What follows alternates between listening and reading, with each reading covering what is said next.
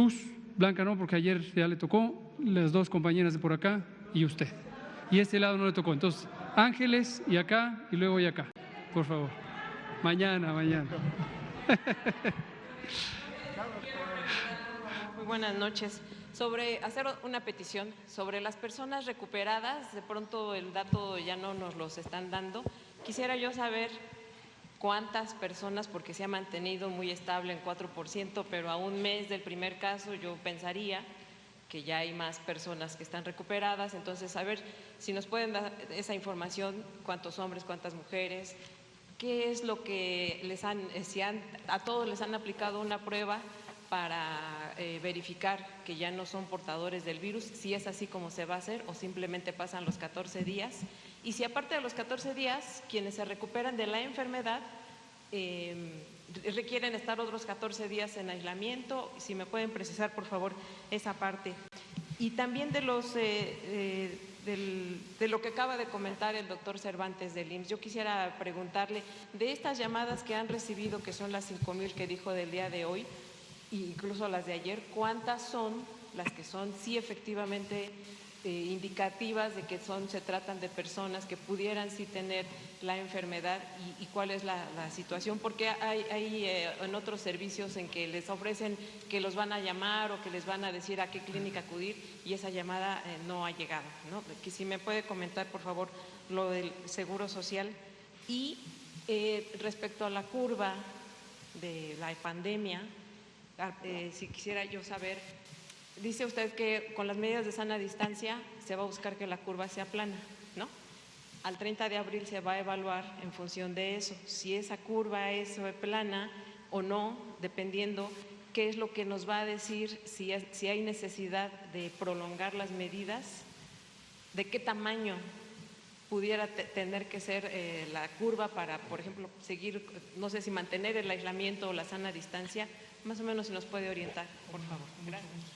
Yo sí respondo solo rápidamente el tema de los recuperados. Si recuerdan, principios ya de la semana pasada iniciamos con la transición al modelo de vigilancia epidemiológica Centinela. Esto también lleva a adecuaciones en el sistema de información en línea, es decir, la plataforma a través de la cual se notifican los casos. Esta variable, para tener la puntualidad de cuántos casos se han recuperado, la actualizan también los estados, las entidades federativas, las unidades. Ellos marcan en una pestaña que tienen disponible, actualizan el estado de la persona.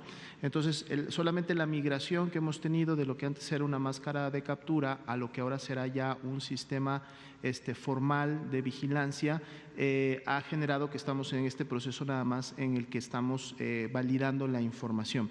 Pero podemos sin ningún problema traer una estimación para el día de mañana.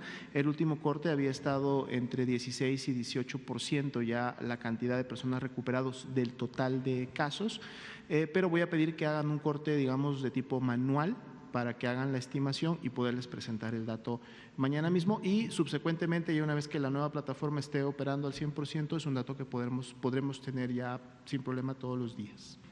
Gracias, doctor Cervantes. Gracias. Efectivamente, de las 5,262 llamadas que se recibieron hoy aproximadamente hasta las 5 de la tarde, 4,003 llamadas están relacionadas con enfermedades respiratorias. No quiere decir que todas son COVID, sino que se orientó a los pacientes. 446 pacientes fueron direccionados a través de nuestros médicos a las unidades de medicina familiar y nada más 7 pacientes, de acuerdo al interrogatorio que se les hizo, mostraron datos de alarma. Estos pacientes con datos de alarma fueron canalizados a los hospitales de segundo nivel. Gracias, doctor Cervantes. Y sobre la pregunta de Ángeles Cruz de la jornada, que me parece también de interés público general, ¿qué quiere decir aplanar la curva? Cuando decimos aplanar la curva, a lo que nos referimos es que cuando ponemos en estas gráficas que presentamos en las tardes la cantidad de casos que se presentan cada día, casos de COVID, independientemente de que sean leves, graves o muy graves, uno puede ver que existe esta curva que hemos presentado. Si la podemos ver, por favor, y así lo explico de manera visual. La curva, esto es un tecnicismo, es la curva epidémica, de casos acumulados, es la manera de representar visualmente la cantidad de casos que se presentan en México y que se reportan o se identifican cada día. Aquí están los días y entonces cada puntito en un día es el número de casos que dice aquí, 0, 200 tal, ese es los casos posibles que puede haber. Aquí había 0, 0, 0, el 27 de febrero tuvimos el primer caso, esto es aquí, tuvimos el primer caso, no se ve porque está muy pequeñito, luego tuvimos un caso, 2, 2, 0, 0, 0, 3, etcétera. El 13 de marzo tuvimos 11 casos y fue cuando hicimos el anuncio de que cambiaba el patrón de aumento de la epidemia, se acordarán, un viernes por la tarde y luego el sábado. Y después tuvimos 14, 14, 20, 20, 40, 45, 40, luego tuvimos 60, 65, luego tuvimos 100, 110, etcétera. Y esa es la velocidad a la que está cambiando la epidemia. Esa velocidad de cambio es la fuerza de infección, es el vigor, vamos a llamar en un término no técnico, que tiene la amplificación de la epidemia. Lo que queremos es que sea más lenta. En la medida en que esta curva que va hacia arriba está a esta velocidad, quiere decir que cada día estamos sumando 80, 100, 110, 120 casos. Quisiéramos tener menos casos por día. Y aplanar la curva es un término no técnico que quiere decir reducir esta inclinación. Ahora, ¿cuánto? No hay una meta preestablecida, lo ideal sería 0, pero sabemos que esto es imposible y cualquier ganancia en la que se reduzca la velocidad es un éxito, es un triunfo de las medidas de mitigación comunitaria. No hay de antemano una meta, porque obviamente es una epidemia nueva, es una carga de enfermedad que ocurre en la población, es un fenómeno muy complejo y quisiéramos tener el máximo éxito posible. Lo que vamos a saber es cuando hayan pasado 14 días desde que empezaron, en promedio 7 días de hecho, desde que empezaron las medidas de mitigación, vamos a empezar a ver cambios en la inclinación de esta línea. Debemos ver, ojalá veamos, esto será un éxito no nuestro del gobierno, es un éxito de la sociedad mexicana que se habrá quedado en casa, fuera del espacio público y habrá reducido el número de contagios. 7, 14 días es en promedio desde que se ponen las medidas. En este caso las medidas empezaron el 23 de marzo con el cierre de las escuelas. El cierre de las escuelas implica la suspensión de la circulación en el espacio público de cerca de 15 millones de personas de manera directa, entre estudiantes, profesores de todos los niveles educativos, más los padres de familia, otros familiares, las personas que dependen de la economía relacionada con la venta de productos o servicios a las escuelas. Luego se han ido agregando las otras intervenciones que, como mencionamos ayer, tienen un cumplimiento incompleto todavía.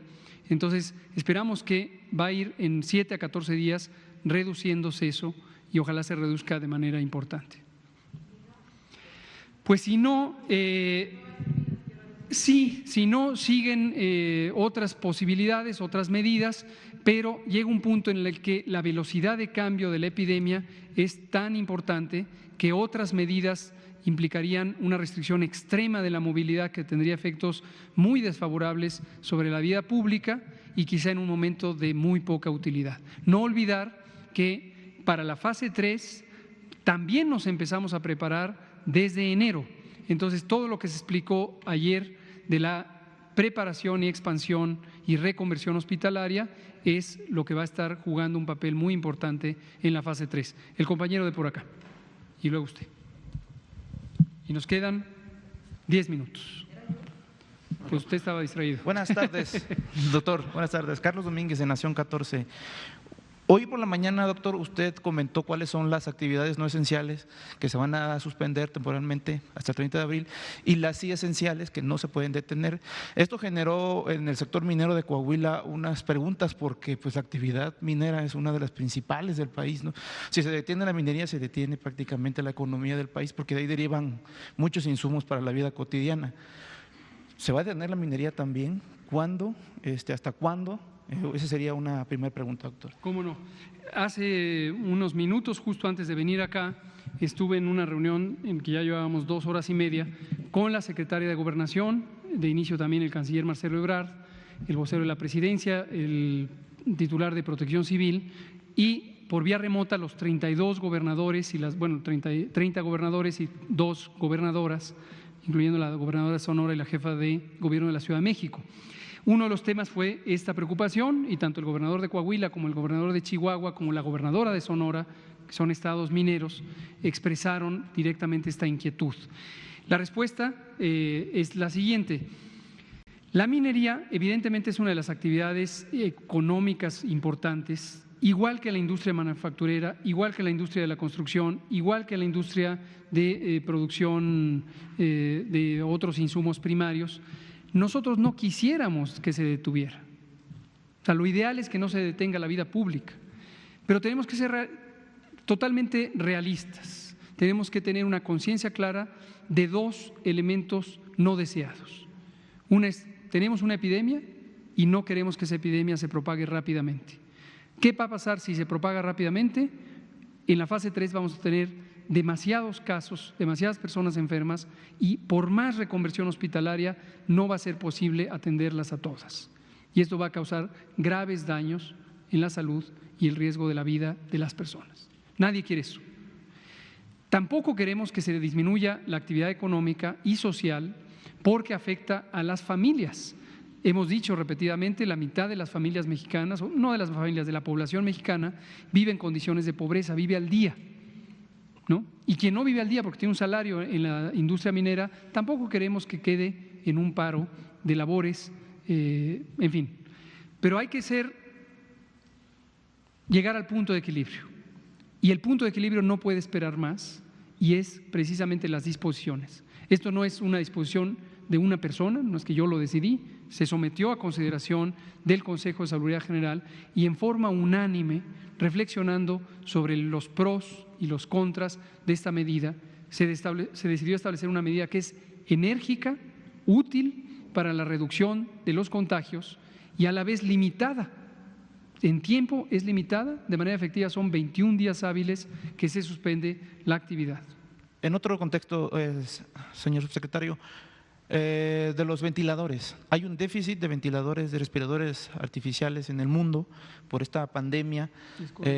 Hace unos días el canciller nos comenta que él está tratando de conseguir fuera del país, pero, o sea, ¿por qué buscar fuera del país cuando aquí en México se han formado ya varios grupos de empresarios, emprendedores, científicos, médicos, ingenieros que han desarrollado prototipos y que están esperando solamente que la COFEPRIS, el INER, Secretaría de Salud evalúe sus prototipos que fueron hechos basados en normas internacionales para poder producirlos en masa? Incluso nosotros en Nación 14 platicamos con un colectivo, un grupo de Sonora, que dicen que ellos están desarrollando prototipo para regalar la patente si es necesario. Magnífico. Y con ayuda de ustedes hacerlos. ¿Por qué? Para que no pase lo que pasó en Europa, en España e Italia sobre Magnífico. todo, que tuvieron que seleccionar a quien sea, quien no darle un respirador. Sí. Comentan que su prototipo puede ayudar a que el 80% de los que ya existen sean solamente para casos graves y los suyos, que es de mediano nivel. Mándenoslo, ya no Pues perdamos si quiere, tiempo, mándenlos con nosotros. No tenemos resistencia alguna a considerar estas alternativas, estamos buscando todas las alternativas. Déjenme comentarles, en este trabajo que hacemos en el comando operativo, dicho sea de paso, quiero agradecer a todo un comando operativo que representa a todo el gobierno. Están prácticamente todas las secretarías de Estado y sus órganos, algunos de sus órganos desconcentrados participando en este operativo y estamos funcionando muy bien porque estamos coordinados. Establecimos un grupo técnico conformado por los mejores especialistas en medicina crítica de las instituciones públicas de atención médica y convocamos a ingenieras e ingenieros de instituciones públicas y alguna privada de educación superior. Y esto lo hicimos con el propósito de que este grupo analice precisamente esto, cuál es la factibilidad, qué tan posible es que en un tiempo muy corto podamos tener la fabricación de uno o más prototipos o modelos de ventilador mecánico. Entonces no tenemos resistencia alguna. Si usted conoce a un grupo adicional que nosotros no hemos contemplado, por favor me da el dato y trabajamos también con quien sea. No es COFEPRIS, no se trata de COFEPRIS. Necesitamos resolver esto pronto. Mándenlo a cualquier persona, grupo, institución que usted conozca que tiene una posibilidad real de producir una alternativa. Gracias. Ella, y creo que va a ser la última porque el tiempo es muy limitado. Ahora les va a tocar mañana. Buenas noches, Jocelina Redondo de Notimex. 2 preguntas nada más. Una, ahora con esta declaratoria de emergencia, ¿va a haber alguna orden de cerrar playas? Si bien algunos estados están tomando algunas acciones, pues queremos ver esto. Y rapidísimo 2, algunas personas se están quejando mucho de que ustedes dijeron que se podían ir el mes con goce de sueldo, pero esto a lo mejor no se está tomando así. ¿Va a haber un seguimiento, una medición? Absolutamente. Le contesto la segunda. Bueno, la de las playas. Este fue otro de los temas que se conversaron con los 32 titulares de los gobiernos estatales. Qué agradable es escucharles, qué sentido de responsabilidad, de dedicación, de coherencia, todos los 32 jefes, los mandatarios de los estados, todos muy unidos, todos con una visión perfectamente orientada a la misión. Realmente fue muy productiva la reunión, de hecho me tuve que salir para venir acá, pero la reunión siguió. Y uno de los temas que provino de algunos de los estados turísticos que viven de la industria turística fue este tema, las playas, y sí, tuvimos que volver a tocar base con la realidad, explicando que la orden ya se dio. La orden es el acuerdo de la Secretaría de Salud que establece las medidas generales de seguridad sanitaria, que dice que se suspende también la actividad en el espacio público. No puede haber más de 50 personas reunidas al mismo tiempo, lo que lleva a que en el marco de la autoridad estatal y posiblemente municipal se tomen medidas congruentes y también se suspenda la actividad turística en playas, ya sea para el turismo internacional o el turismo nacional o local. Respecto a el trabajo, reiteramos lo que dijo ayer el canciller Ebrard sobre la figura jurídica de esta emergencia por causa de fuerza mayor. Esto no permite en el marco jurídico laboral actual que se pretenda reducir el salario de las y los trabajadores, ni tampoco que se use como razón para suspender la relación laboral entre la persona trabajadora y la empresa contratante, independientemente del tamaño de la empresa, desde enormes empresas hasta pequeños negocios familiares. La secretaria del Trabajo esta mañana precisamente emitió un comunicado por medio de un video en el que participamos conjuntamente, y ella, en el marco de sus atribuciones, explicó que están a disposición los números de la Procuraduría de la Defensa del Trabajo y la propia Secretaría del Trabajo para orientar a cualquier persona trabajadora en lo individual o a representaciones de los trabajadores sobre sus derechos para que estos derechos no sean vulnerados. Lo que pedimos es un acto de solidaridad con el país. Cada empresa que ponga el hombro, que asuma una parte del problema, del reto. El reto es para todas las personas que habitamos el país. Vivimos ante un riesgo que hay que enfrentar todos, todas, de manera colectiva. Entonces, si las empresas, grandes, medianas o pequeñas, hacen su parte y contribuyen facilitando que la medida de sana distancia se lleve a cabo sin afectar los derechos de las personas trabajadoras, vamos a tener una medida efectiva que nos disminuirá el riesgo a todas las personas que vivimos en este país.